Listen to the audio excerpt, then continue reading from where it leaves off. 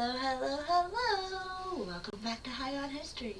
I'm Jordan. And I'm Liz. And today we are going to change direction.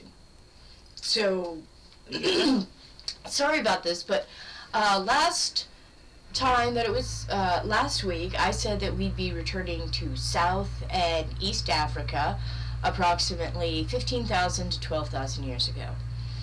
And then I went to do the research, and I was immediately stymied. I ran into two different problems, and both were like insurmountable barriers for the amount of time that I had to work on it, and I'll explain. So East Africa was the first barrier. That's where I went looking first, because it was such a wealth of information in the time of Australopithecus. I assumed the same would be true later. That is not the case. And what is the case is that Mother Nature, pure erosion, the sands and winds of time literally erased a great deal of the record. So, at that same time, we were experiencing the entire Ice Age. We were experiencing the last glacial maximus. We were going through the African human period. There was a lot going on climactically. And then a lot happened after that climactically, too. Yeah. And so quite literally, the winds and sands of time literally just washed it away. Washed a lot of the evidence away. And the archaeological record in East Africa, in much of East Africa for that specific period of time, is quite thin. Mm-hmm. And I'm looking and I'm like, not finding a lot. It keeps trying to push me forward in time or further back in time. It's just not showing me anything in the time that I'm looking for. That was very, very frustrating. But, I'm a resourceful person. I thought, let's look in South Africa. And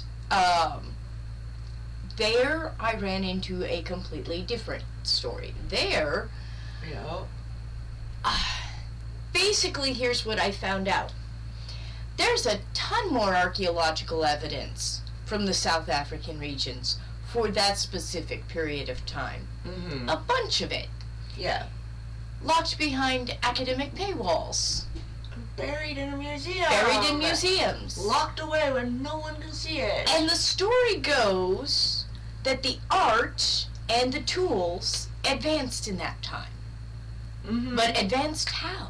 We don't know. I couldn't find it. We couldn't afford to find it. We couldn't afford to find it. That's not something that we have access to. So when we talk, as we will speak of so many times, when we talk about the erasure of African history from the record, some of that is ongoing right now today. It's not just Great Zimbabwe in the 1890s, that utter tragedy, that looting, that pure destruction, that obviously racist destruction. Not only did such tragedies happen as that, but then also this ongoing problem where museums and universities and governments have control of the information, and you have to buy your way in. Yeah.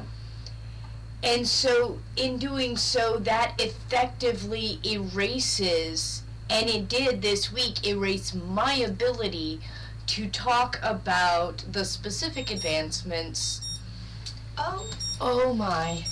I thought all those alarms were off. Oops. Those are work alarms.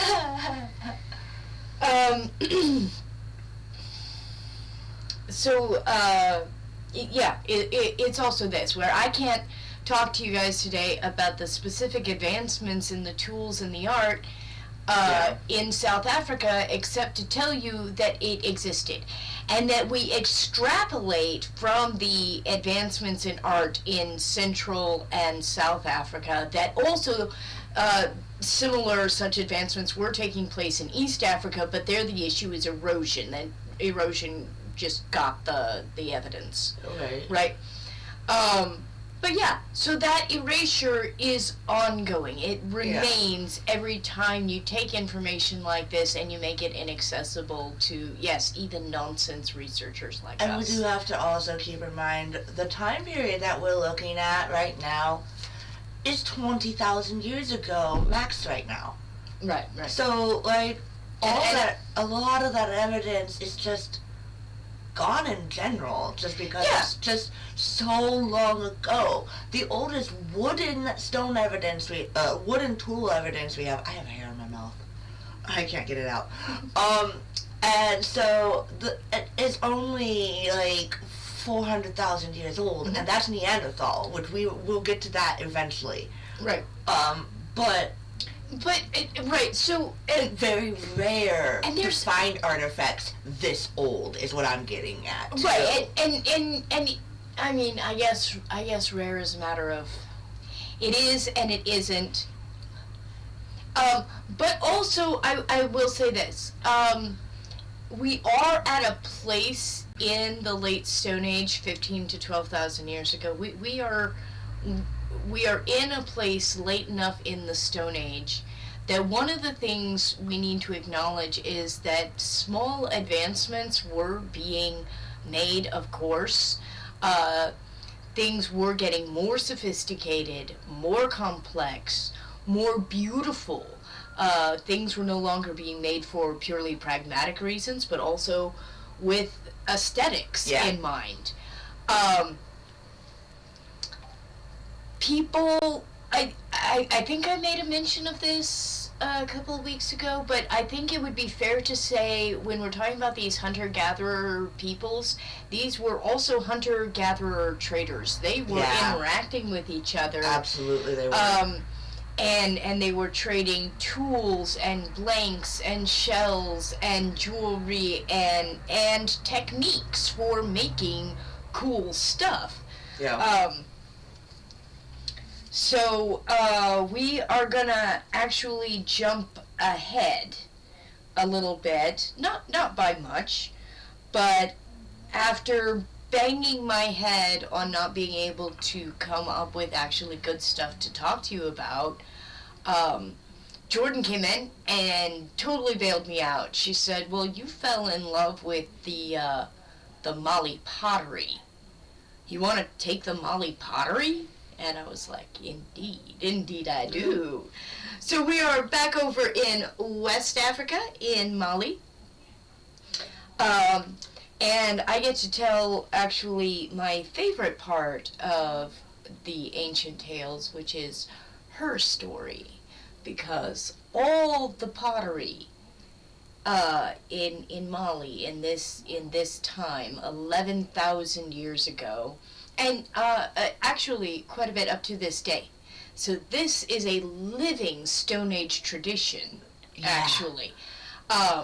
There's some beautiful documentaries out on YouTube, actually, that show the process. They've been using the same process, the same mines for the clay for thousands of years. Thousands and thousands of years. So in this, we get to see some very unique things. First, living Stone Age traditions, which continue to this day. Mm-hmm. And we'll even talk a little bit about why they continue to this day, because that is important to the story. Right. And then also, only women make the pottery.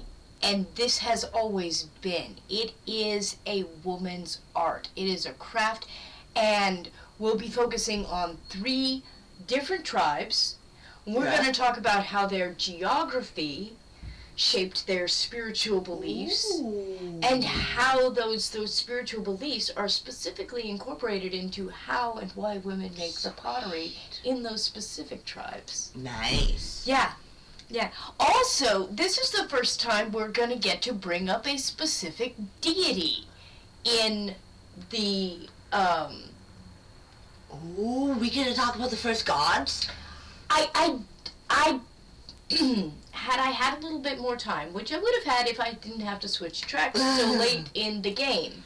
Right. Because I banged my head on this South and East Africa thing for days before I realized, before Jordan was like, kind of last minute, hey, we could do this other thing instead, and then I had to get this all together fairly quickly. So I forgot to look up how long this is the Bozo people. Okay. They are a fishing tribe, and I forgot to look up how long they've had a specific belief in this river god. Now, I don't actually want to throw you off because you said you didn't want to, you had a specific order you wanted to talk about these different people. Yeah, we were going to start with the Bozo. We were going to start with the Bozo. Yeah. I didn't want to throw you off, so I wanted to stop you before we got into the Bozos. Oh, yeah, no. We're actually going to start there. Cool, okay. So, this is the terrible script. It had some good singers. Oh no, it was awful. Made me sound horribly stupid. Oh my goodness. Never ask AI to write your script. Oh yes, don't ask AI for a script. It offered and I was like, sure, go ahead. It was so bad. It's a good therapist. Well, my therapist is getting married, so... Oh, well. Yeah. Has its uses. Okay.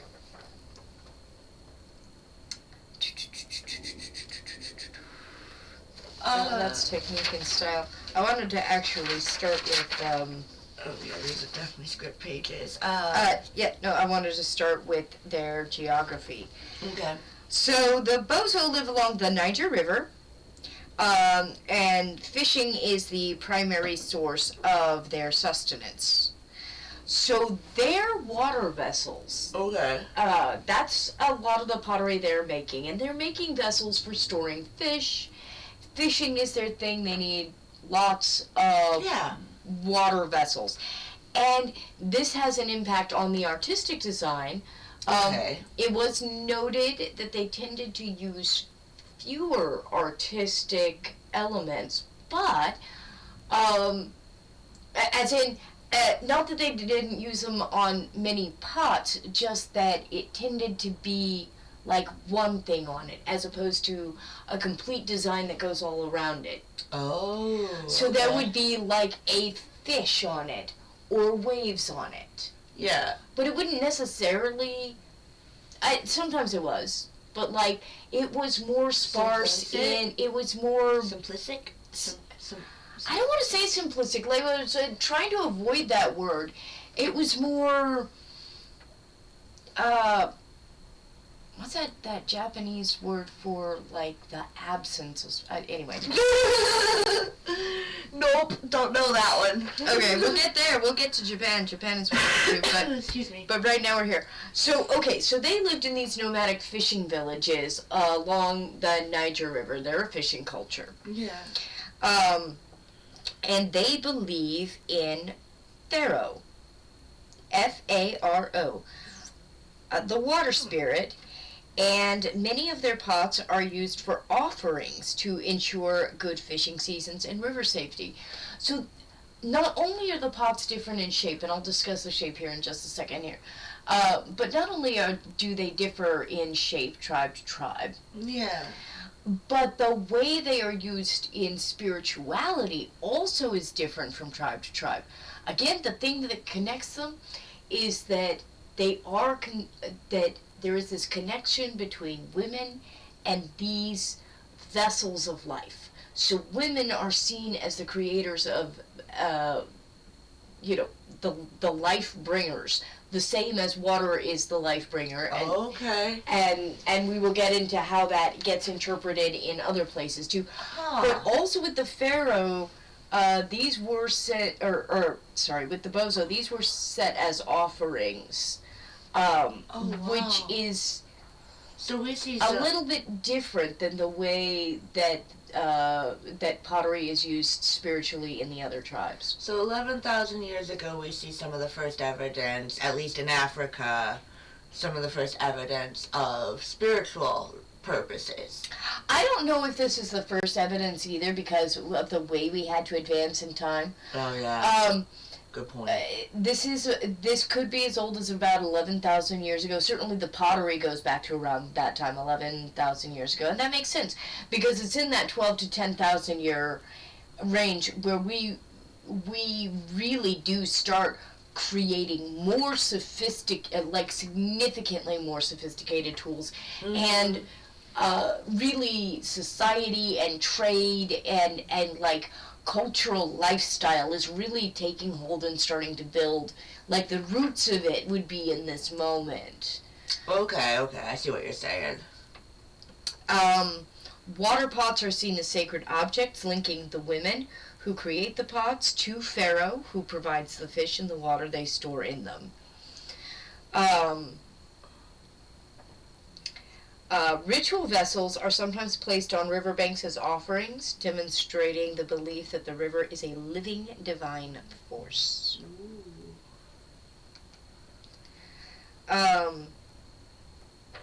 So it wanted to make note here with the bozo that the connection between women, water, and fertility is especially strong with this tribe. Pottery making is exclusively a female craft, as we've mentioned, and water pots represent a connection between life, sustenance, and spirituality. Oh, wow. So it is that whole circle of life thing. And okay, yeah, that makes sense. And in this way we can really see that, and I wanted to bring this up. So one thing that connected all of these tribes is that, like I said, women were making the pottery, but that the making of pottery was, in the minds of these people, a mystic craft. Yeah. They're not just making pottery to hold food and water. Yes, it also serves that function. Yeah. There's a correlation, a spiritual correlation between women doing this thing specifically. Ooh. Right? So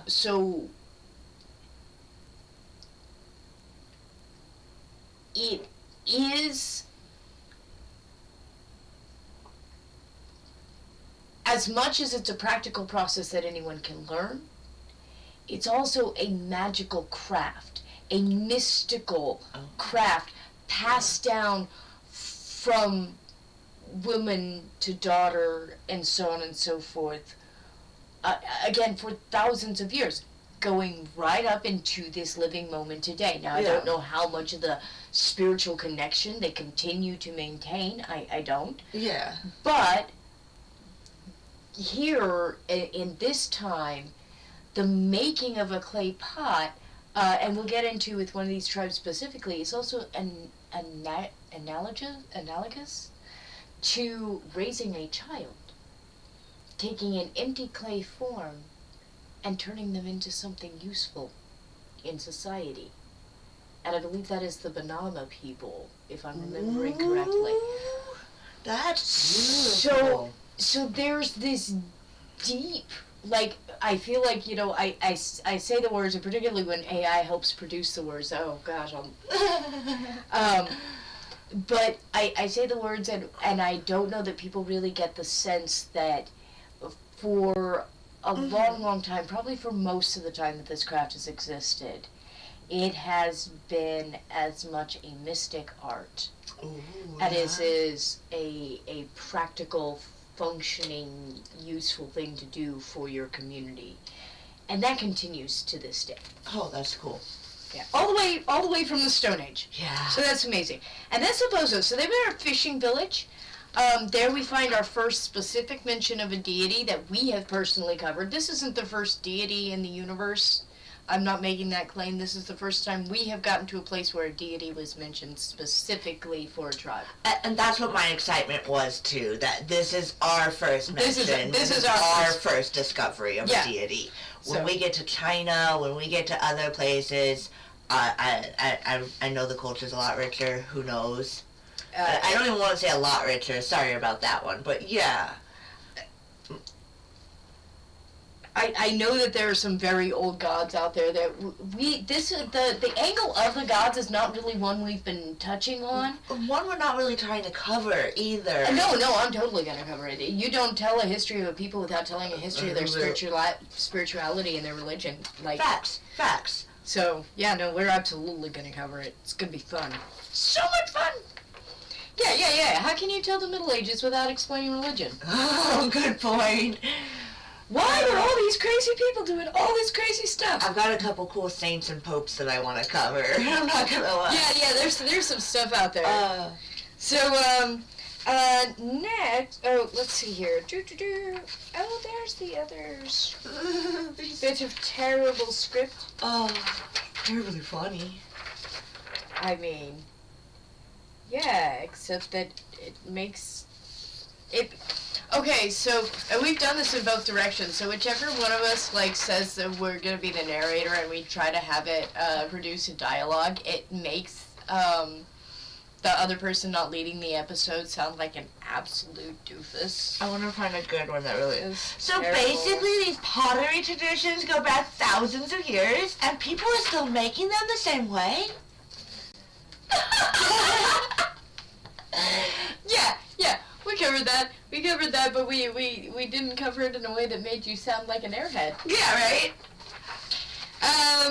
Okay, so next we are gonna get to the ooh, bad on me, I didn't look up the pronunciation, so I do not know if it's Dogon, or Dagon, or Dogon. I've always heard But it it's Dogon. Dogon. Okay, that makes sense. Dogon. Dogon. Yeah, that makes sense. I think I've heard that before, too. So, where the Bozo pottery had simple shapes and waves and fish and things associated with the river, but tended towards simple decoration. The Dogon, on the other hand, had really decorative pots. They went a different direction. Yeah. They have pieces that are anthropomorphic or zoomorphic. They represent spirits, ancestors, totemic animals. And they had engraved and raised relief decorations, frequently depicting mythological themes. Famous for their highly decorative pottery, often featuring human or animal figurines. Ooh. So now, I don't think it takes a genius to see just from the way the Dogon are making their pottery. Yeah. This, again, deep spiritual connection between pottery making and their spirit world. Women here being the connection between the spirit world and the making of a functional material craft in the world. Yeah. Right. And I think that's just evident. And like, what I love about that is because it is evident in what they're doing with their pottery. Like, you don't even have to, just the fact that they're making these anthropomorphic, you can see how to them this pot. And so knowing that the women are making this, right? It is the women in society who are bringing these totems, these depictions into the world, creating, that bridge between their spiritual world and their functional material world. Yeah. So that's really cool. Now, it is good to note. That says so Dogon pottery is as much shaped by their environment as Bozo pottery was. So Bozo pottery is shaped by the river. Yeah. Right? And it is evident in the pottery. It's shaped by the river. Yeah. Dogon pottery is shaped by the cliff sides they lived on. Ooh. They lived in a fairly isolated, I believe there's fairly isolated cliffside communities. Ooh. They inhabit, yes, they are still there, the Bandiagara escarpment, a rugged cliffside environment that provides natural protection but limits arable land. Arable land being farming land. So okay, so they're not an agricultural, they're not pastoral people. They are not particularly pastoral, no. So more hunting gathering there. Okay. The cliffs have numerous caves and shrines where sacred pottery is stored for ancestor veneration. So again, there's women being that link between the ancestors, the spirit world, bringing life, and then these pots, these figurine potteries, are being set in like a shrine. It's shrines. Literally for shrines. It is. That's amazing. Because of the limited farmland, the Dogon rely on trade with other groups, influencing their pottery's ritualistic focus over purely functional use. Their pottery was often sculptural, integrating human and animal figures, likely inspired by their rich mythology. Living in an isolated rocky terrain deepened their connection to ancestors, as their survival depended on honoring their wisdom. Because food was often scarce, their pottery was more spiritual than practical, often created for funerary and shrine use rather than daily cooking. Figures on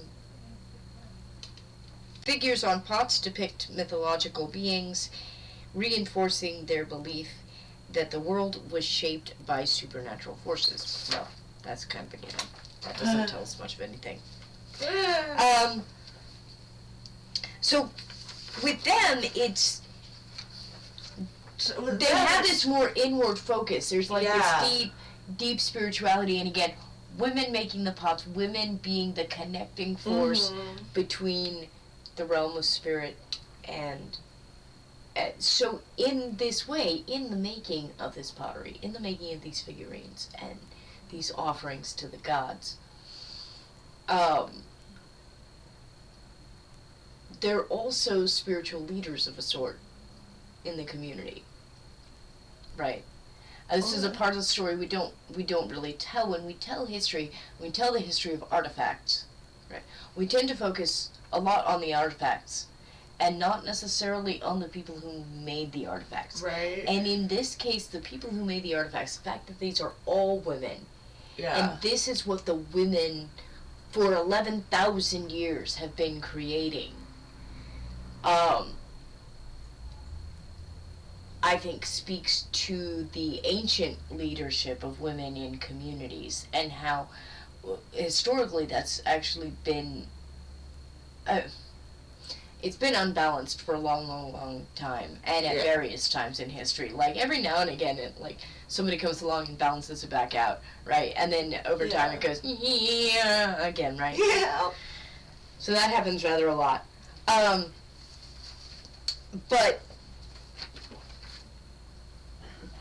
But in this context, we can see that women are spiritual leaders, and are integrated in their communities as such.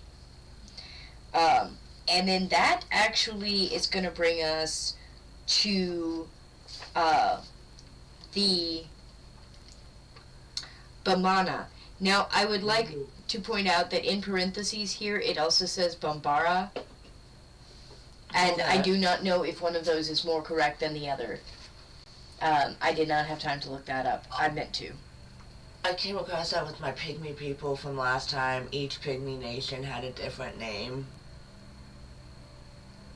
Like, they had one name and then they had another name, and I wasn't sure which one was more correct. So I just announced both of them. Yeah. Well, this is the Bamana or Bambara pottery. Now, we left a link, and we will again, on Aqualithic Africa, this wonderful video from the creator Above the Clouds here on YouTube. Watch the full documentary. It is worth the nearly 3 hours. It's one of the chewiest documentaries we have ever seen. We have watched it 3 times. We will watch it again.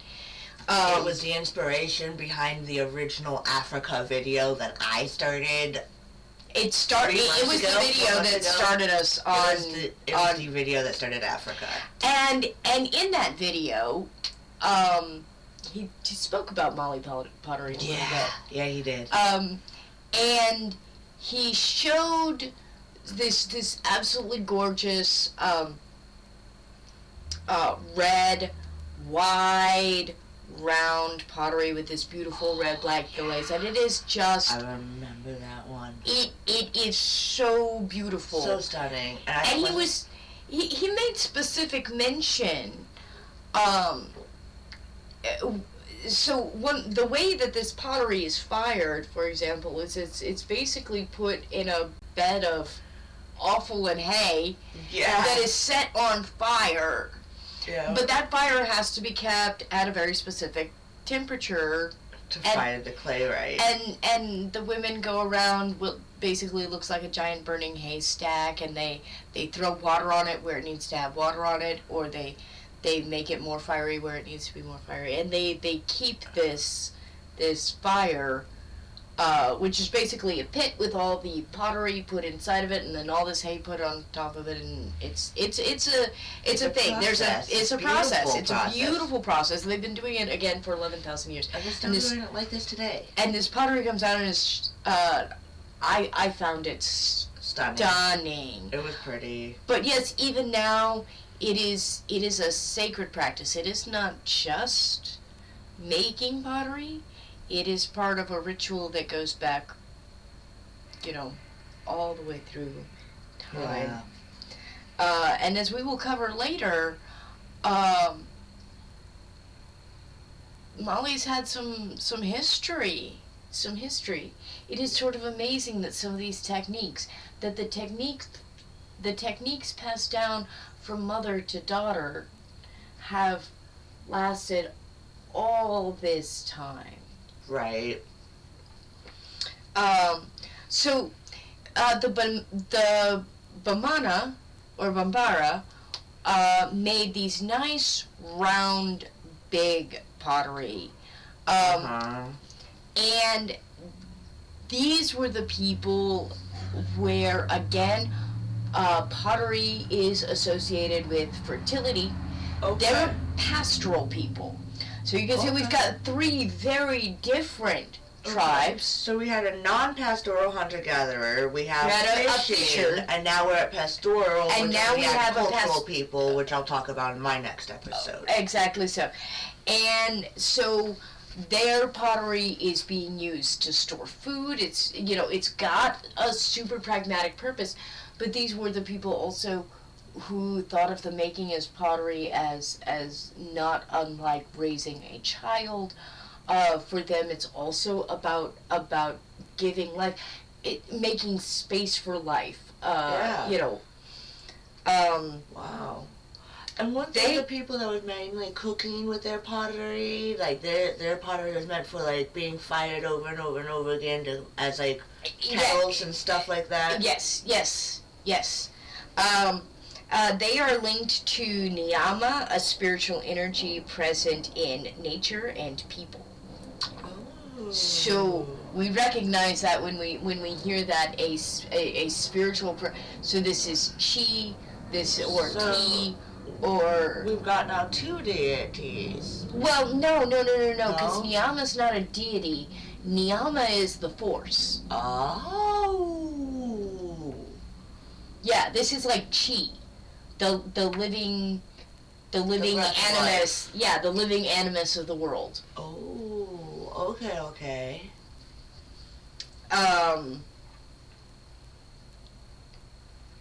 Their pottery is associated with initiation rites too. So a coming of age ritual. This is girls learning to make pottery is something that is passed down. It is part of their initiation rites. Their coming of age. Young women learn the craft from their elders as part of their passage into adulthood. So, like, learning to make the pottery and then, making beautiful pottery is literally how you become a woman. Well, I mean, we were watching a documentary, and I picked up that they would send the young children to go mine the clay, in some places, in some villages. Yes. And that's all just part of being initiated. When you're young, you go get the clay. You're the apprentice at this point. Well, when so they were sending little boys out there to get the clay too. I noticed they were sending little boys too. As far as the getting of the clay itself, you don't. All the way back in the Stone Age, Mom probably needed 10 minutes away from the kids. Right. Go make them play in the mud. Go play in the mud. And like this can be useful, right? Right. So, yeah. So you do sense. have to be careful. You do have to be careful, but yeah. Yeah. Okay. I did want to talk about the decoration. I talked about the actual shape of them. So they used smooth, burnished, and the decorations were simple, featuring incised geometric patterns. Yeah. Right. So they've got the, you know. They've got all the really pretty designs.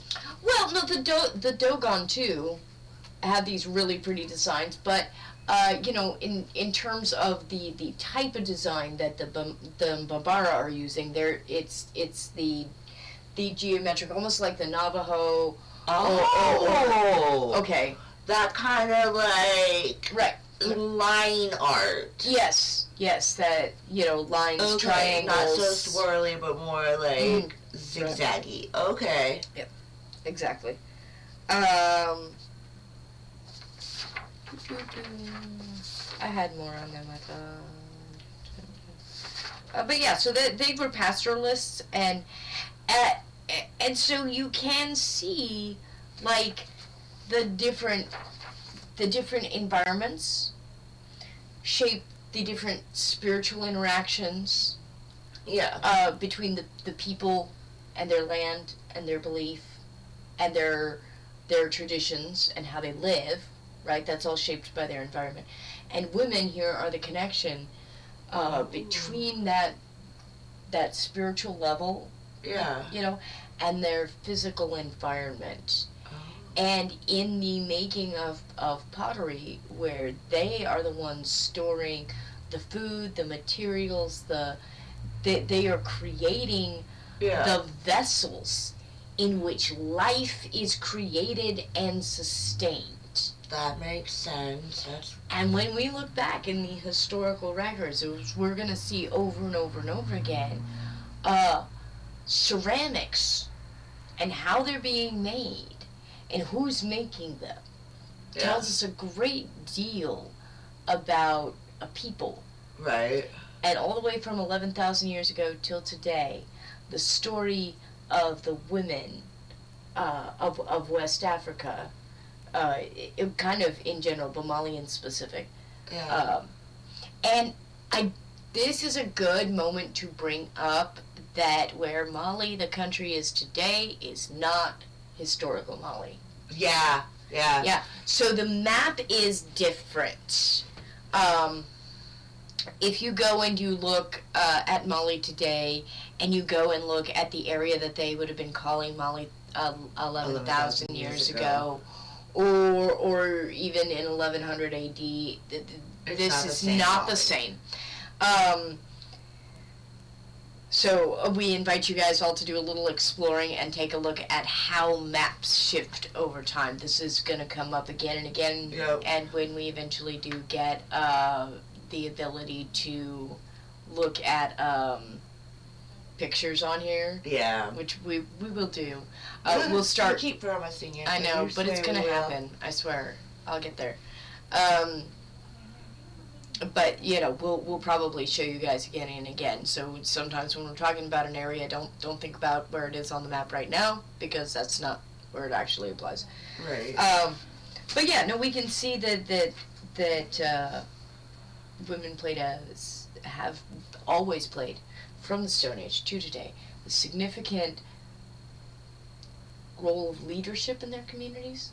They're literally the life bringers and the life sustainers, and that is honored, I think, in a way there that you know, we largely overlook. But fortunately for us, we've got great archaeology and the living tradition still today. That shows us just how beautiful and long-lasting and amazing, really, like, this is Africa the eternal. Yeah. It is. It's always been here, and I think that's absolutely beautiful. Right. So, happy Valentine's Day. We both have hot dates, which was very distracting during the research week. Things have been happening in the world that are very distracting. Yes. So we apologize for that. And since it is Valentine's Day. Oh, I forgot to move. Happy Valentine's Day. Oh, you call me, I hate you. I love it. I have to go look in the closet because I think that's where I stashed your present. I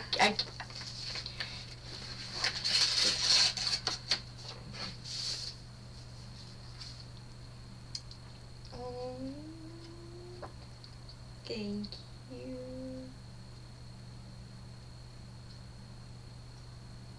Oh, thank you, Bessie. I has not opened that yet, but that should be your meat snack. Wait, meats? Meat snack. Meats? Yeah, I did not cut it with tape or cut the tape or anything, so I don't know how to get into that. That's it. Oh, how about you figure that out while I go look in the closet to see if that's where I stashed yours. Okay. Okay, look, it was easier to open than I thought it would be. It just decided to do the sticker all weird. There we go. Bam!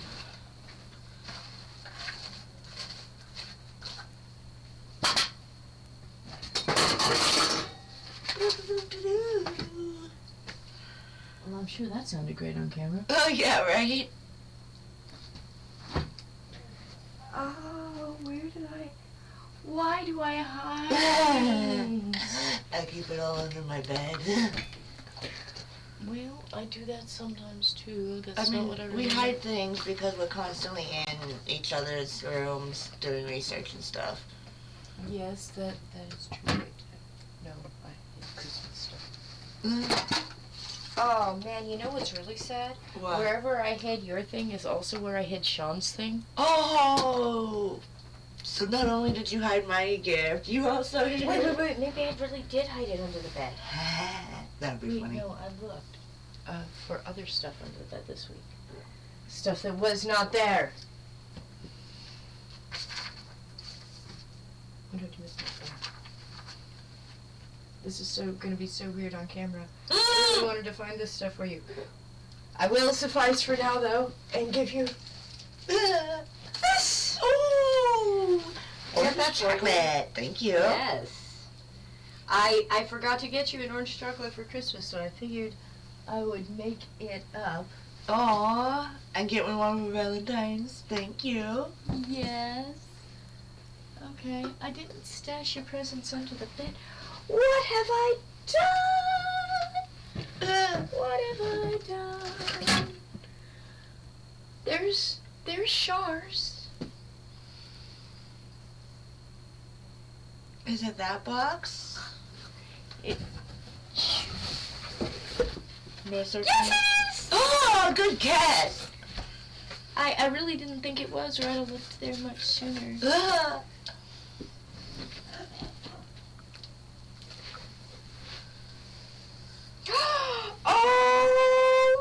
Oh, you got me Hickory Farms. Yes, I did. Oh, I love you, bestie. Because I know you can't have chocolates and candies. And I get all your chocolates and candies. It works. Oh, what is this? What is this?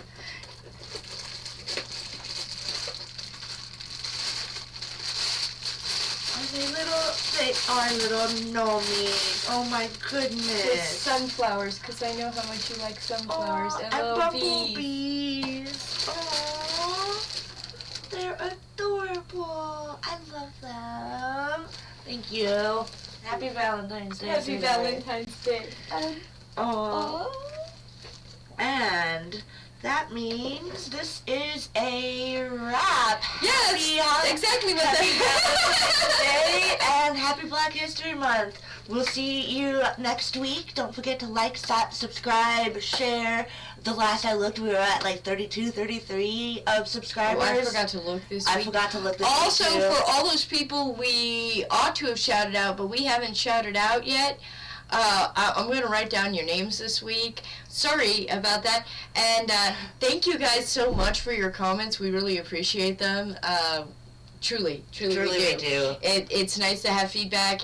So love you guys. Thank you so much. And live long and prosper. Bye. Oh, I dropped Drop the mouse too. It's a day. Happy Valentine's Day. Happy Valentine's Day, guys.